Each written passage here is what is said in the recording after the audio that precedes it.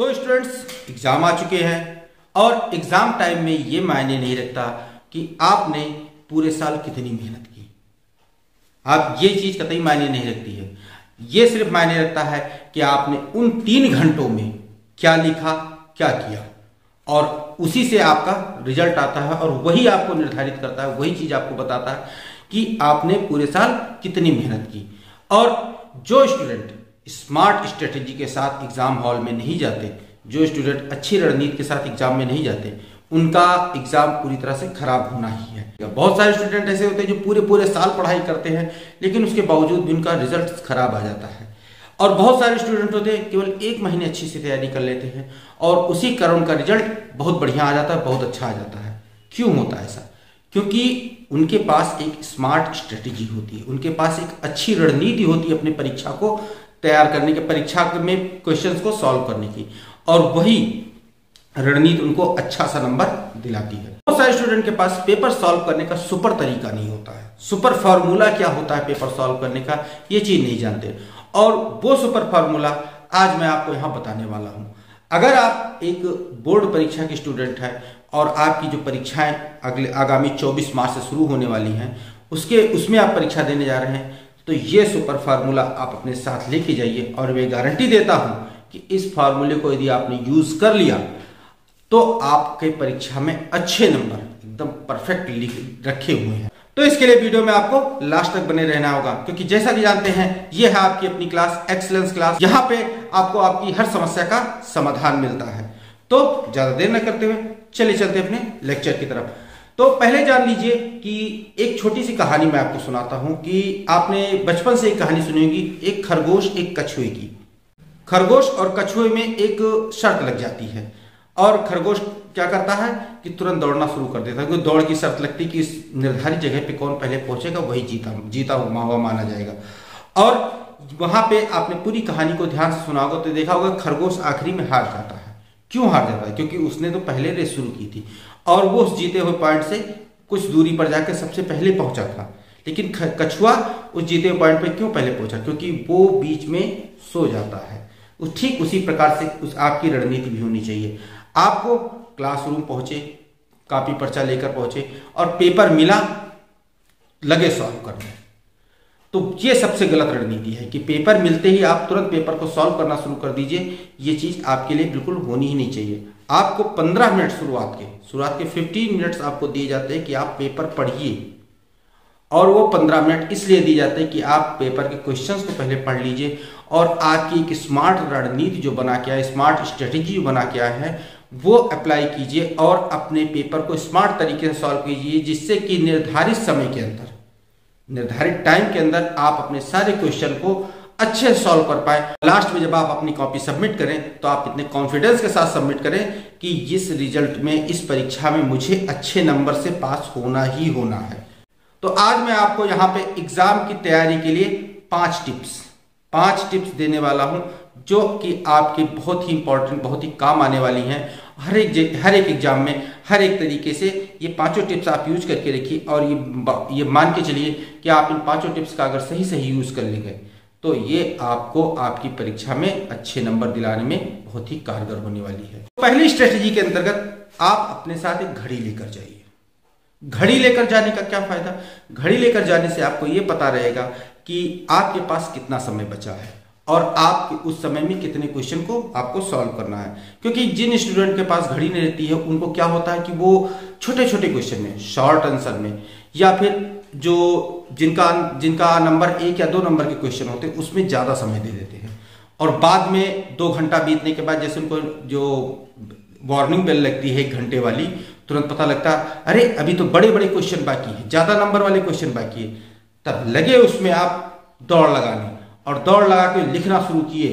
फिर ये आप ये नहीं देखेंगे कि इसमें कहाँ हेडिंग पढ़नी है, कहाँ क्या पढ़ना है, क्या आपके कुछ पॉइंट्स छूट रहे हैं इस क्वेश्चन के अंतर्गत, कुछ पॉइंट आपको जो इंपॉर्टेंट है उसमें लिखना है कि नहीं लिखना है। ये सारी चीजें आप बिल्कुल भी ध्यान नहीं देंगे और लगे रहेंगे भागते हुए, लिखते हुए कि अब तो समय कम रहेगा, अब तो लिखेंगे ही, कैसे लिखेंगे, क्या करेंगे, और जो शुरुआत में आपने जितनी भी तैयारी की होती है सब धरी की धरी रह जाती है। और लास्ट में आप क्या करते हैं कि क्वेश्चन सारे बिगाड़ कर चले आते, पूरी कॉपी को खराब करके चले आते हैं, तो वहां पे आपको नंबर कम मिलते हैं। आप सोचने लगते हैं कि मैंने तो पूरे साल बहुत अच्छी मेहनत की थी, लेकिन उसके बाद भी मेरा नंबर कम क्यों आया। तो सबसे बड़ी जो अपनी दिक्कत को दूर करना है तो आप अपने साथ एक घड़ी लेके जाइए, एक वॉच जरूर लेके जाइए, और वॉच भी ये जो सुई वाली घड़ी होती है, डिजिटल वॉच मत ले जाइए, वरना एक जो एग्जाम हॉल में डिजिटल वॉच ले जाने की कोई परमिशन नहीं होती है। तो आप जो एनालॉग क्लॉक है, जो सुई वाली घड़ी होती है, इन्हीं को लेकर जाइए, और अपने टाइम को ध्यान रखिए कि कितने टाइम में, अपने टाइम को डिवाइड कर दीजिए कि इतने समय मुझे शॉर्ट करना है, इतने समय में वेरी शॉर्ट करना है, इतने समय में जो लॉन्ग है ये करने, तो ये डिवाइड करके रखेंगे तो अपने टाइम के अनुसार आप काम करते रहेंगे। तो सबसे पहले इस बात को ध्यान रखिए कि आप एग्जाम हॉल में घड़ी जरूर लेके जाइए। क्लियर। अब चलते हैं अपने दूसरे टिप की तरफ। दूसरा जो तरीका आपको है कि शॉर्ट क्वेश्चन पे ज्यादा समय मत दीजिए। बहुत सारे स्टूडेंट क्या करते हैं, शॉर्ट क्वेश्चन पूरे साल की तैयारी करके रखे हैं, तो उत्साहित है अंदर से कि क्या करें, कितना लिख दें, कितना लिख दें हम, तो शॉर्ट क्वेश्चन पे आप ज्यादा समय दे देते हैं। शॉर्ट क्वेश्चन को खूब बना के लिखने लगते हैं, खूब हेडिंग डाल के लिखने लगते हैं, क्योंकि शॉर्ट क्वेश्चन है तो शॉर्ट क्वेश्चन 1 नंबर का होता है, 2 नंबर का होता है। 1 लाइन में लिखिए या 2 लाइन में लिखिए, उसको ज्यादा बनाने की जरूरत नहीं है। शॉर्ट क्वेश्चन पे ज्यादा समय मत दीजिए, और अपनी जो क्वेश्चन का आंसर है उसे शॉर्ट में अच्छे से लिख दीजिए, क्योंकि जैसा जो क्वेश्चन है आपका कि उसमें शॉर्ट क्वेश्चन 1 नंबर या 2 नंबर, उसमें आपका अगर आंसर आ रहा है तो एग्जामिनर काटेगा क्या। अगर आंसर आ गया तो आपको वहां पे नंबर पूरे मिलने हैं, लेकिन जो अगर समय गंवा देंगे, शॉर्ट क्वेश्चन पे ज्यादा नंबर दे देंगे, तो लॉन्ग क्वेश्चन जिसको ज्यादा बनाकर लिखना रहता है, ज्यादा सजा कर लिखना रहता है, उसमें आपको समय नहीं मिल पाएगा, और आप जहां पे जो काम करना है वो गलत तरीके से करके चले आएंगे। यानी शॉर्ट को आप ज्यादा सजा देंगे, संवार देंगे, और लॉन्ग जिसको सजाना संवारना चाहिए उसे छोड़ आएंगे। यानी कि जैसे कि आप जान लीजिए किसी शादी में दूल्हा और दूल्हे का भाई 2 लोग हैं, तो दूल्हे के भाई को आप सजाने में ज्यादा समय गवा दिया, और शादी का समय आ गया और दूल्हे को सजाया ही नहीं, तो क्या होगा, शादी अच्छी लगेगी? नहीं अच्छी लगेगी। ठीक उसी प्रकार से शॉर्ट क्वेश्चन को आप सजाने संवारने मत लगिए, वो तो जितना नंबर का है वो तो देकर ही जाएगा, क्योंकि अगर आंसर आपने उसे सही ले आए तो वो उस पर एग्जामिनर आप नंबर काटेगा क्या, क्योंकि 1 नंबर 2 नंबर कितना काट देगा, कुछ नहीं काटेगा, उसमें नंबर मिल जाएंगे। लेकिन जो लॉन्ग क्वेश्चन है उन पे आपको ध्यान देना है, उनका आंसर आपको एकदम करेक्टली लिखना है। क्लियर। तो इस बात को दूसरी पॉइंट पे इस बात का ध्यान रखिए कि आपको शॉर्ट क्वेश्चन पे ज्यादा समय नहीं देना है। क्लियर। अब चलते हैं अपने तीसरे तरीके का। तीसरा तरीका ये है, तीसरी टिप्स ये है कि आप कभी भी जो प्रश्न नहीं आता है उस पर समय मत गवाइए। जो प्रश्न आपको बिल्कुल भी नहीं आता है उसको छोड़ दीजिए, क्योंकि ये चीज आपको क्लास में भी आपके बताई जा रही होगी, आपके टीचर भी बता रहे होंगे, आपके जो घर पे बुजुर्ग हैं, बड़े लोग हैं, वो भी बता रहे होंगे कि जिस प्रश्न पे नहीं आता, जिस प्रश्न को आपको, उस प्रश्न को छोड़कर आगे बढ़ जाइए। अब हो सकता है आगे लिखते लिखते आप शॉर्ट लिखें, लॉन्ग लिखें, तो शॉर्ट क्वेश्चन अगर आपको नहीं आता, लॉन्ग लिखने लगे, लॉन्ग के साथ शॉर्ट भी याद आ गया है, इस शॉर्ट में तो इस आंसर को होना चाहिए। तो आप इस बात की ध्यान रखिए कि जो क्वेश्चन आपको नहीं आता उसको समय नहीं गंवाना हो, जो आगे लिखते रहेंगे, लिखते लिखते कहीं ना कहीं उस प्रश्न का उत्तर आपको याद आ जाएगा, और जैसे याद आए वहां पे आप उसे लिख सकते हैं। एक बात आप ध्यान रखिएगा कि जब भी आप किसी भी प्रश्न को लिखेंगे, जब भी आप कोई भी आंसर लिखें, तो प्रश्न का नंबर और प्रश्न का खंड, जो सेक्शन होते हैं, ये एकदम करेक्ट डालें।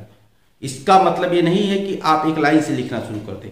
एक लाइन से अगर लिख रहे हैं तो अच्छी बात है, अगर आपको एक लाइन से नहीं आता, यानी कि जो पहले का आया, खा आया लेकिन गा नहीं आया, तो आप दूसरे का अगर आता है तो पहले के का खा के बाद दूसरे का डाल सकते हैं। लेकिन दूसरे का अगर कर लिया और जस्ट तुरंत आपको कि पहले का गा याद आ गया, तो उसी के बाद पहले का गा, प्रश्न नंबर 1 गा डाल के आपने लिख दिया, तो प्रश्न का नंबर और प्रश्न का खंड आप चाहे जहां लिखेंगे सही सही डालिए, आपको नंबर मिलेगा। तो तीसरी स्ट्रेटेजी के अंतर्गत आपको ध्यान रखना है कि जो क्वेश्चन आपको नहीं आता उस पर आपको समय नहीं गंवाना है, उसको छोड़ना है, आगे बढ़ जाना है। जो अच्छे से आता है पहले उसे सॉल्व करना है, जिस पे आपको फुल कॉन्फिडेंस है कि ये क्वेश्चन मुझे अच्छे से आता है, इस क्वेश्चन को मैं सही से सॉल्व कर लूंगा, तो पहले उसे ही सॉल्व कीजिए। जो नहीं आता उसे छोड़कर आगे बढ़िए और उसे बाद में करने की कोशिश कीजिए। इस तरीके से आप अपने इन टाइम के अंतर्गत वो सारे प्रश्न कर लेंगे जो आपको आते हैं, और जो नहीं आते वो आपका जब समय बचा है उस पर आप ध्यान देना शुरू कीजिए, वो याद आ जाएंगे और आप वहाँ पे लिख लेंगे। इस तरीके से आप जब प्रेशर में, तनाव में कभी भी कोई भी क्वेश्चन सॉल्व नहीं करेंगे, आप आराम से सारे क्वेश्चन सॉल्व करते चलेंगे और आपके लिए जो आपका क्वेश्चन है वो बहुत बढ़िया से, बहुत अच्छे से पूरी कॉपी आपकी मेंटेन हो जाएगी। क्लियर? अब चलते हैं अपने चौथी टिप्स की तरफ। चौथा टिप्स ये आपको मैं देना चाहता हूं कि आप कभी भी अपनी कॉपी को गंदा प्रेजेंट मत कीजिए। कॉपी को डेकोरेट करके रखिए। डेकोरेट का मतलब ये नहीं कि फूल पत्ती चिपका दिया, उसके ऊपर सितारा मोती चिपका दिया कि वो कॉपी डेकोरेशन अच्छी लगी। कॉपी का डेकोरेट होना ये मतलब कहता है कि आप कॉपी की जब भी लिखें कटिंग ज़्यादा मत कीजिए, काट पीट ज़्यादा मत कीजिए। काटना भी हो किसी लाइन को तो एक लाइन से काटे कि इससे पता लगे कट गया। उसमें बहुत सारे स्टूडेंट्स ऐसे करके घोंचने लगते हैं, घोंचिए मत, उससे कॉपी गंदी लगती है। और जब एग्जामिनर के सामने कोई गंदी कॉपी पहुंचती है तो उस कॉपी को वो बहुत ही बेमन से चेक करता है। और ये बात ध्यान रखिए, जब कॉपी कोई एग्जामिनर जब बेमन से चेक करेगा तो जाहिर सी बात है उस पर नंबर कम मिलने वाले हैं।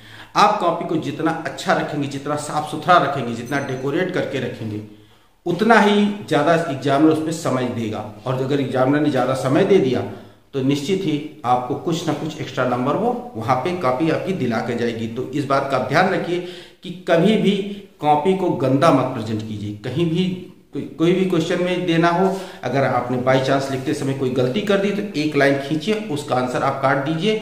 ये नहीं कि उसको घोंच के एकदम गंदा करके रख दीजिए। तो कॉपी को साफ सुथरा ही प्रेजेंट कीजिए एग्जामिनर के साथ, तभी आपको कुछ अच्छे नंबर आपको वहाँ पे मिलने की उम्मीद है। आप कितना भी अच्छा पढ़ लिए हैं, कितना भी मेहनत से पढ़े हैं, पूरी साल आपको हर चीज़ आपके माइंड में सेट है, लेकिन आपकी लिखावट अगर अच्छी नहीं है और आपने कॉपी को गंदा करके कॉपी अपने प्रेजेंट की एग्जामिनर के सामने, तो ये मान के चलिए आपको नंबर वहाँ पे कम मिलना है। क्योंकि जो कॉपी पे राइटिंग गंदी होती है उस कॉपी पे एग्जामिनर बहुत कम समय देता है, क्योंकि गंदी राइटिंग ज़्यादा उसे अट्रैक्ट नहीं करती है। और जब एग्जामिनर कम समय देगा तो निश्चित मान के चलिए वहाँ पे नंबर भी आपको कम मिलने वाले हैं। तो ये मान के चलिए कि आप राइटिंग बनाइए। नहीं बनती राइटिंग, कोई बात नहीं, थोड़ा सा बड़ा लिखिए, दूर दूर लिखिए कि आपकी जो लिखावट है वो आसानी से समझ में आए, एकदम स्पष्ट रूप से समझ में आए। तो ये बात एकदम पक्की बात के चलिए कि आपको अपनी कॉपी साफ सुथरी ही एग्जामिनर के सामने प्रेजेंट कर ली। ये चीज आप अपने मन में दृढ़ विश्वास रखिए। पांचवी और आखिरी टिप्स आपके लिए है कि हर क्वेश्चन के बाद अपना आप टाइम ट्रैक जरूर कीजिए। घड़ी जो मैंने शुरू में बताया कि आप घड़ी लेकर जाइए और हर क्वेश्चन का जो हर सेक्शन का, जैसे उसमें सेक्शन दिया, हर सेक्शन के लिए टाइम निर्धारित कर दीजिए कि इस सेक्शन पे मुझे इतना समय देना है, इस सेक्शन पे मुझे इतना समय देना है, इस सेक्शन पे मुझे इतना समय देना है। बाई चांस मान लिया आपके पेपर में 3 सेक्शन आ गए, 3 खंड आ गए, खंड का, खंड खा, खंड गा, तो आप क्या करेंगे, अपने समय को 1-1 घंटा करके तीनों खंड में बांट दीजिए कि मुझे 1 घंटा इस खंड में देना है, इसका 1 घंटा इसमें, 1 घंटा इसमें। बाई चांस आपको पहले खंड में से 1 प्रश्न 2 प्रश्न नहीं आता, कोई बात नहीं, उसका बचा हुआ समय उठा के दूसरे खंड में यूज कीजिए, तीसरे खंड में, फिर उसके बाद जो समय बचेगा उसको तीसरे खंड में यूज कीजिए। इस तरह से लास्ट में आपके पास कुछ एक्स्ट्रा समय बच जाएगा। एक्स्ट्रा समय ये बच जाएगा तब आपका कोई भी क्वेश्चन, आपको छूटा हुआ समय का क्वेश्चन है तो आप वहां पे उसे देख सकते हैं। अगर आपके सारे पेपर पूरा हर एक क्वेश्चन आपका सॉल्व हो चुका है तो आप अपने पूरे क्वेश्चन को एक रिवीजन के रूप में देख सकते हैं, कहीं आपने कोई गलती तो नहीं की है। कि बहुत सारी चीजें लिखते समय ऐसी दिक्कत हो जाती है कि बहुत सारे स्टूडेंट गलती कर जाते हैं और गलती करने में जान नहीं पाते गलती हो गई, लेकिन जब रिवीजन करना शुरू करते तो वो गलती उनको निकल के उनके सामने आती है। तो बचे हुए समय में आप इस चीज को बिल्कुल अच्छे से कर सकते हैं कि आप अपनी गलतियों को रिवीजन कर सकते हैं और रिवीजन करके आप अपनी वहां पे जो गलतियां की होगी उन गलतियों को आप वहां पे सुधार सकते हैं और वहां पे आप लोग बचा हुआ समय अपने सदुपयोग में ले सकते हैं। तो इस तरीके से अगर ये टिप्स आपने अपने एग्जाम में फॉलो की और अपने एग्जाम में अगर इनको पूरी तरह से माना मेरी बात को, तो आप ये मान के चलिए कि आपको एग्जाम में अच्छे नंबर लाने से कोई रोक नहीं सकता। इस बात को एकदम गांठ मान के चलिए। और वीडियो अगर अच्छा लग रहा हो तो लाइक कर दीजिए और साथ ही साथ अपने दोस्तों में शेयर कर दीजिए, उन सारे दोस्तों में शेयर कर दीजिए जो एग्जाम की तैयारी करने जा रहे हैं और उनको जो स्मार्ट स्ट्रेटेजी है वो नहीं पता है। तो ये वीडियो वहां उनके पास तक जरूर पहुंचाइए कि ये चीज वो अपने गांठ बांध लें। और साथ ही साथ इस चीज को आप खुद भी नोट करके रखिए, एक एक टिप को नोट कर लीजिए, जिससे कि आप अपने एग्जाम में ये चीज अप्लाई कर पाए और आप अच्छे नंबर ला पाए। तो एग्जाम के लिए बेस्ट ऑफ लक, और ध्यान से पढ़िए और अच्छे से एग्जाम दीजिए। तब तक के लिए टेक केयर, गुड बाय।